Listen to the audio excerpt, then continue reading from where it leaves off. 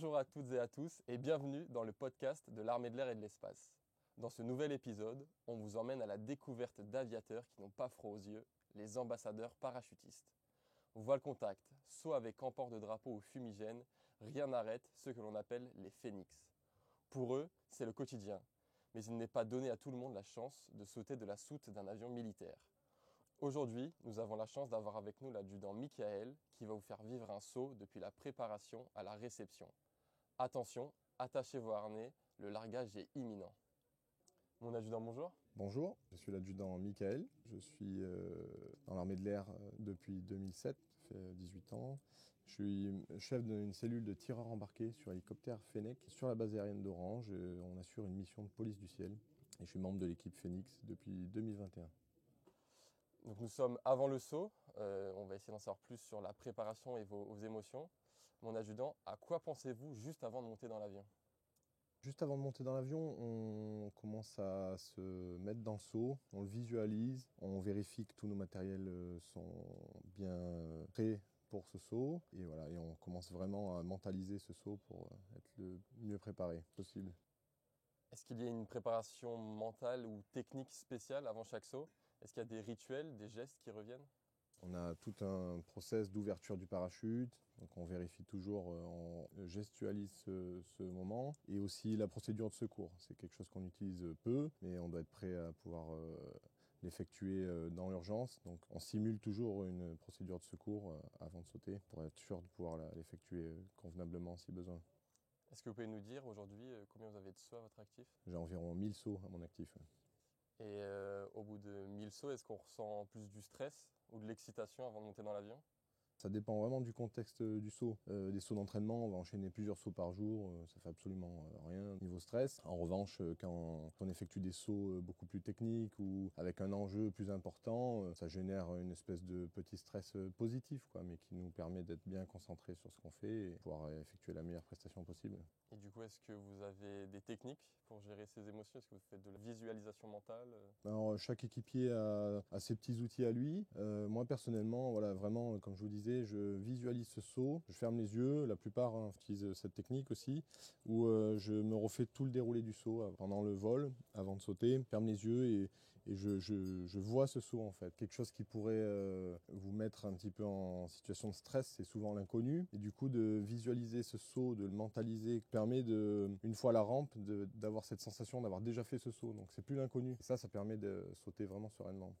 Et entre le décollage et l'ouverture de la rampe, il y a combien de temps à peu près et qu'est-ce qui se passe dans la cabine à ce moment-là ? Alors ça dépend aussi du contexte, mais ça peut durer d'une dizaine de minutes à 30 minutes ou 1 heure. Pendant ce temps, on se renseigne sur les derniers vents en l'air et au sol, on mentalise le saut et on se prépare à sauter tout simplement. Vous checkez vous-même votre matériel, vous checkez celui des autres ? Oui, bien sûr. Alors en fait, on ne peut pas sauter d'un avion comme ça n'importe où, n'importe comment, évidemment. Tout ça, ça se prépare. Donc avant, déjà, on se renseigne sur la réglementation de la zone, les autorisations de vol, autorisations de largage. Ensuite, il faut s'assurer que la météo soit favorable. Donc on a un point météo. Ensuite, on a toute une série de briefings. D'abord un briefing général, à savoir ce qu'on va faire, sur quelle zone, quel matériel on va utiliser, quel type de démonstration par exemple on va présenter en fonction du nombre de personnel qu'on a ce jour-là. Et ensuite, plus on va avancer dans la préparation du saut, on va avoir des briefings de plus en plus réduits. Par exemple, si on propose une figure et quelques solos, la figure, le chef de la figure, donc le pilote, va briefer sa figure avec ses personnels. Les solos, on va briefer ensemble pour se coordonner après sous voile. Voilà, donc avant le saut, il y a toute une préparation. Est-ce qu'à l'image des autres ambassadeurs, chaque équipier a son rôle bien défini, c'est-à-dire un équipier météo, un équipier leader ? Alors, comme on vient de plusieurs bases aériennes, de toutes spécialités confondues, on conserve nos métiers au sein de l'armée de l'air et de l'espace. C'est une activité qu'on fait en plus. Donc, on constitue des équipes un petit peu d'opportunités en fonction des disponibilités des uns et des autres. Donc, on est quand même assez flexible dans les emplois au sein de l'équipe. On est quasiment en mesure de tous être à tous les postes. Mais pour chaque événement, on définit un leader, un responsable météo, et pour se coordonner et se répartir les tâches. Et aussi, dans le fond de travail de l'équipe, on a chacun des responsabilités. On a créé des sortes de cellules, communication, matériel, commandement. voilà, pour la gestion annuelle de l'équipe, on va dire. Vous nous avez parlé de voile contact ou de saut avec emport. Est-ce que vous pouvez nous expliquer en quoi ça consiste? Alors, une des activités principales, c'est le voile contact. On a choisi cette discipline parce qu'elle est beaucoup plus visuelle pour le public. Le voile contact, c'est donc une discipline de parachutisme où on va venir ouvrir notre parachute à une hauteur comprise entre 2000, 2500 mètres. Et là, on va venir s'accrocher les uns les autres en formant des figures en fonction du nombre de parachutistes et parfois de la configuration. La météo peut influer sur la figure qu'on va présenter. C'est des figures plus ou moins stables. Et donc, on va venir passer nos pieds dans les suspentes de nos camarades et s'accrocher comme ça les uns les autres. Ça, c'est le voile contact. Ensuite, les solos, ça va être des personnes qui vont sauter seules, souvent avec un port de charge. Donc là, on a le gros drapeau bleu-blanc-rouge qui fait 200 mètres carrés. Ça, c'est un des solos. On a aussi une grappe de 9 fumigènes qui fait une quinzaine de mètres de haut. Fumigène bleu-blanc-rouge, évidemment. Donc ça, c'est un autre solo. Et en fonction aussi de l'effectif du moment, on va replacer d'autres drapeaux. Par exemple, le drapeau de l'armée de l'air et de l'espace ou d'un événement en particulier. On est aussi en mesure de présenter du vol relatif. Donc là, c'est des personnes qui vont partir accrochées à 3, 5, 6, en chute libre. Et donc eux, ils vont partir avec des fumigènes aux pieds, quitter la rampe de l'avion accrochée, et ensuite, à une certaine hauteur, se séparer, dériver, toujours en chute libre, et ouvrir leur parachute à une hauteur de 1000 mètres. On revient pendant le vol.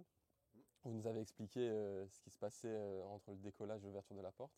Est-ce qu'il y a des regards, des échanges entre vous avant de sauter, des rituels que vous avez?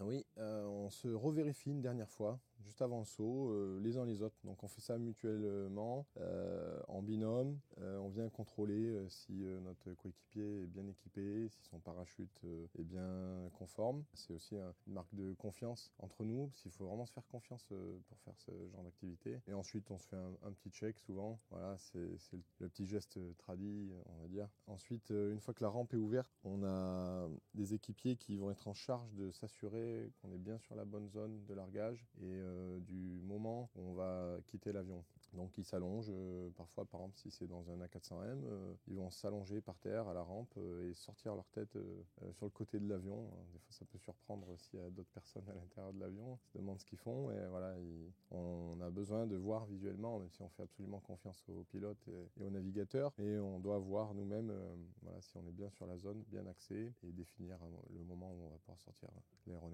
En tant qu'ambassadeur, quel a été votre plus beau saut? Alors c'est difficile d'en choisir un seul, mais quelques sauts qui m'ont marqué quand même. Ouais. Saut 14 juillet, saut sur l'esplanade des Invalides à Paris. Voilà, c'est un privilège de pouvoir sauter sur la capitale. Donc ça reste un moment assez unique. Surtout, ce saut-là, on était nombreux. Donc c'était plus de 20 voiles en l'air au-dessus de Paris. Je pense que c'était une première. L'année dernière aussi, les 90 ans de l'armée de l'air. J'ai eu le privilège d'atterrir en tout premier dans les jardins du château de Versailles. Donc ça aussi, c'est des images absolument magnifiques quand on est là-haut, de sauter sur des lieux aussi prestigieux. Au moins ces deux-là déjà, c'est les plus beaux. Et est-ce qu'il y a des terrains, des lieux plus compliqués que d'autres pour sauter? Oui, des fois, on est amené à sauter dans des lieux très contraints, des stades, ou parfois dans des conditions à la limite de l'acceptable. Et voilà, donc c'est aussi à nous des fois de dire non aussi. Là, on peut pas, par exemple. C'est ça aussi, être professionnel dans ce domaine-là, c'est de savoir dire non quand les conditions sont pas réunies. On préfère ne pas faire le saut, que ça se passe mal. Et plus la zone va être réduite, plus il y aura de contraintes techniques, qu'on va réduire le risque au maximum pour que tout se passe bien. Donc là, la rampe est ouverte, c'est à vous de sauter. Qu'est-ce que vous ressentez? Un peu d'excitation, honnêtement. C'est toujours excitant de sauter d'un avion dans ces conditions avec tous ses camarades. Concentré sur ce qu'on a à faire aussi. Il faut rester focus sur les tempos, les différentes actions à mener pendant le saut. Toujours une petite seconde pour profiter de la vue quand même. Et après, il n'y a plus qu'à quitter l'aéronef et à se jeter dans le vide.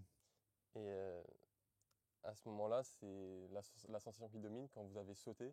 Est-ce que c'est le bruit, l'adrénaline, ou justement on n'entend rien, c'est le silence? Alors ouais, il y a deux phases. Il y a la phase dans l'avion, à la rampe, avec cette vitesse assez rapide, et le saut, donc c'est beaucoup de bruit. Donc, on a beaucoup de sensations, du vent assez fort, et dès que la voile s'ouvre, c'est un retour au calme très apaisant. Plus de bruit, plus de vent, plus de vitesse. Donc c'est une transition très rapide, mais dans deux éléments très différents. Et ensuite, on se met au travail et on rejoint ses camarades pour s'accrocher, ou on commence à se placer si on est en solo pour pouvoir ouvrir le drapeau, les fumigènes dans une zone sécurisée. La chute libre, elle dure combien de temps à peu près? Ça va dépendre du type de saut qu'on va faire, comme je vous expliqué tout à l'heure. Le voile contact ou les solos, on va ouvrir assez rapidement, c'est quelques secondes. Par contre, pour le vol relatif, en fonction de la hauteur, ça peut être 20-30 secondes de chute libre avant d'ouvrir. Et si on saute plus haut, ça peut aller jusqu'à 1 minute à peu près de chute libre. Vous le disiez, il y a du voile contact et des solos. Est-ce que en l'air, pour vous coordonner, c'est à la radio, c'est en faisant des gestes ou tout est millimétré et vous le savez avant de sauter? Tout est millimétré, on a notre musique aussi à nous, hein. On répète au sol la gestuelle du saut. On est aussi équipé de radio pour pouvoir communiquer, donc on utilise différents canaux. Tout le monde n'est pas sur la même fréquence pour pas interférer, mais chaque figure ou les solos entre eux par exemple sont sur une fréquence, la figure est sur une autre et ça permet de se coordonner quand même dans le saut pour ajuster certains petits détails. C'est une coordination spectaculaire que vous nous le disiez. Chacun vient des quatre coins de la France. Et pourtant, en l'air, ça ne se ressent pas du tout. On dirait que vous avez toujours travaillé ensemble et depuis des années. Est-ce que vous pouvez nous expliquer ça?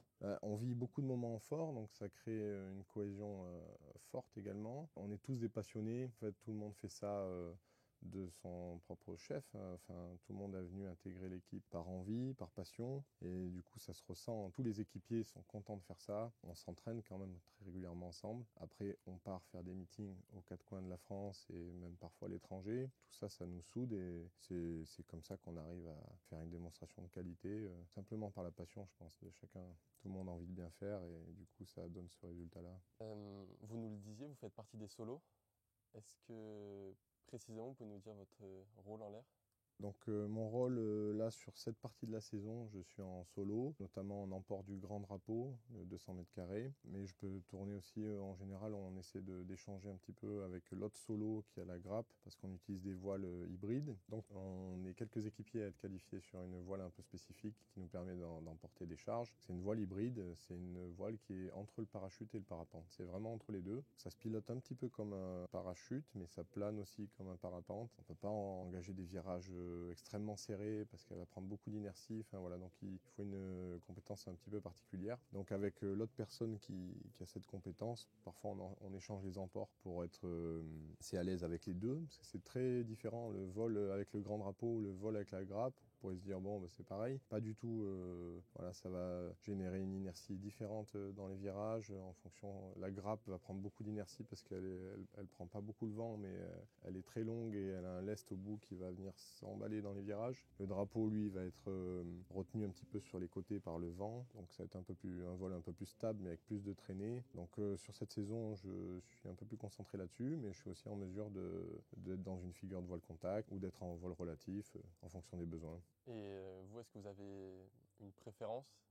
Pas vraiment, non. Au contraire, j'aime bien pouvoir faire un peu de tout. Ça permet de ne pas rentrer dans une routine et de rester aussi compétent dans chaque domaine. Je pense d'en faire un petit peu de temps en temps, de changer. Je pense que c'est important. Ouais. Votre voile s'est ouverte, le sol s'approche. Est-ce que vous pouvez nous expliquer au moment où la voile s'ouvre, est-ce que vous avez le temps de profiter du public, de la vue, ou vous êtes concentré sur votre objectif? Pas souvent, honnêtement, on est quand même très concentré sur ce qu'on fait, donc on n'a pas forcément trop d'observer le public. J'essaie toujours de me garder quelques petites secondes dans le saut pour jeter un œil, et c'est toujours impressionnant de voir autant de monde à nous regarder sauter.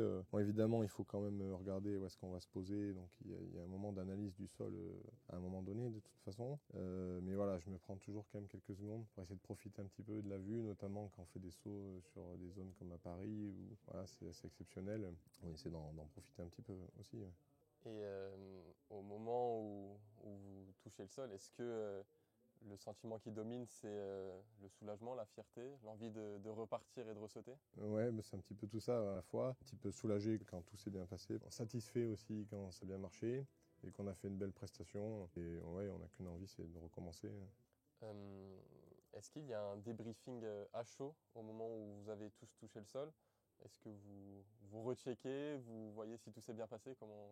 En principe, au sol, on essaie de ne pas rester trop longtemps. On dégage la zone parce que sur des meetings, par exemple, il y a d'autres démonstrations aéronautiques qui s'enchaînent après. Donc, on essaie de dégager la zone, on appelle ça. Et ensuite, on débriefe évidemment le saut et on reconditionne le matériel. Parfois, on enchaîne aussi sur plusieurs sauts dans le week-end. Donc, on doit replier nos parachutes, repréparer nos emports et ensuite, on débriefe le saut. Et il y a toujours possibilité d'améliorer un peu en principe. Donc, on appelle ça le retour d'expérience. Et pour être encore meilleur au saut d'après. Au sein de l'armée de l'air et de l'espace, on aime les belles histoires et on sait qu'il y en a beaucoup. Est-ce que vous avez un souvenir marquant ou une anecdote particulière que vous aimeriez nous partager? Le souvenir le plus marquant, ça va être un saut sur le château de Versailles pour les 90 ans de l'armée de l'air.